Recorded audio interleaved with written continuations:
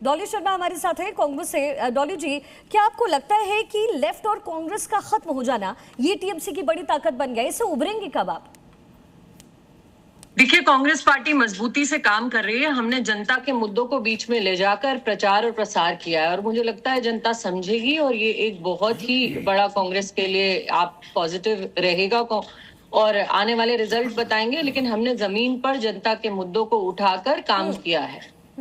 विनोद अग्निहोत्री वरिष्ठ पत्रकार है हमारे साथ। विनोद जी, पूरा एनालिसिस आपका क्या कहता है? आउटसाइडर का मुद्दा बीजेपी के लिए भी टीएमसी ओवरलोड करती हुई नजर आ रही है, कोई फायदा टीएमसी को इससे हो?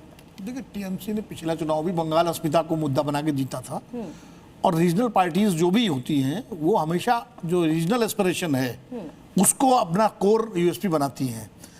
अब आप तो रीजनल पार्टी छोड़िए, जब मोदी जी गुजरात के चीफ मिनिस्टर थे तो गुजरात अस्मिता की बात करते थे, तो नेशनल पार्टी के लीडर थे। मनमोहन सिंह उस वक्त प्राइम मिनिस्टर थे तो कहते थे कि 6 करोड़ गुजराती, 5 करोड़ गुजराती।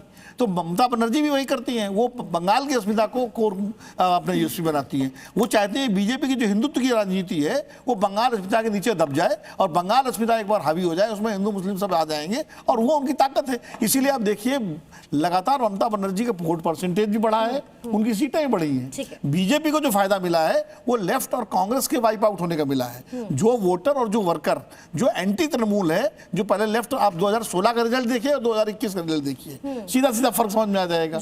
तो इसलिए बीजेपी अब अपना, अभी तक उसने जो उसका 38% वोट है, 38-39%, उसमें लेफ्ट और कांग्रेस का वोट बड़ी संख्या में है। बीजेपी अपना वोट कितना बढ़ाएगी इस पर निर्भर करेगा इस बार के परिणाम। बालचंद्र कानून को भी हमारे साथ है। बालचंद्र जी, लेफ्ट का रियलिस्टिक होना या प्लेटफॉर्म पर उतरना या मजबूती से आना, क्या आपको ये रियलिस्टिक लग रहा है? आप बालचंद्र कानून को हमारे साथ है। लेफ्ट को अच्छी सीट मिलने की उम्मीद है। लेफ्ट की रैलीज बड़ी बड़ी हो रही है। लेकिन मुझे लगता है कि आज देश में फेडरलिज्म इज एट रिस्क।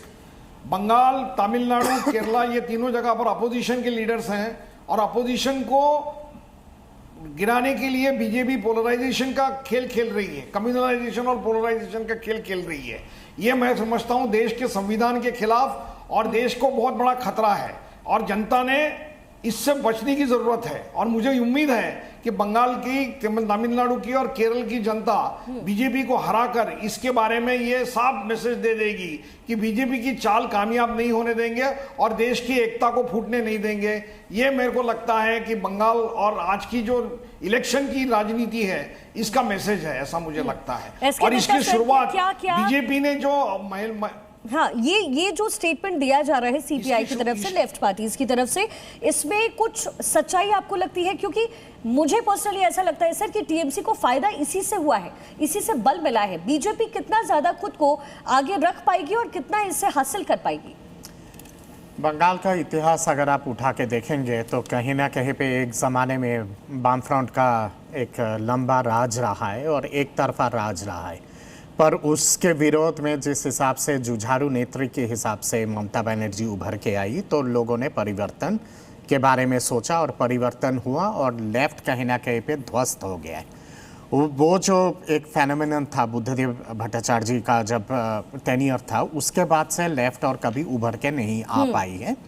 आज के डेट में मैं 4-5-6 रोज पहले ही मैं बंगाल से लौट के आया हूँ। इस बार का जो माहौल है बंगाल में वो पिछले बार की तरह नहीं है। लोग सही में परिवर्तन मांग रहे हैं इस बार। ठीक है, राजेश जोशी सर भी हमारे साथ है। Rajesh ji, anti incumbency factor चलेगा क्या? क्योंकि ममता तो पुरजोर तरीके से कह रही है लेकिन थोड़ा सा खामोश भी दीदी जरूर नजर आए हैं, लेकिन एंटी इनकम्बेंसी फैक्टर कितना फेवर कर सकता है बीजेपी को? देखिए, एंटी इनकम्बेंसी तो होता ही है। जब भी कोई सरकार कई साल तक रहती है तो एंटी इनकम्बेंसी होती है। उसको उस पॉलिटिकल पार्टी के लीडर पे वो निर्भर करता है कि एंटी इनकम्बेंसी को कैसे पॉजिटिव उसमें बदल दे।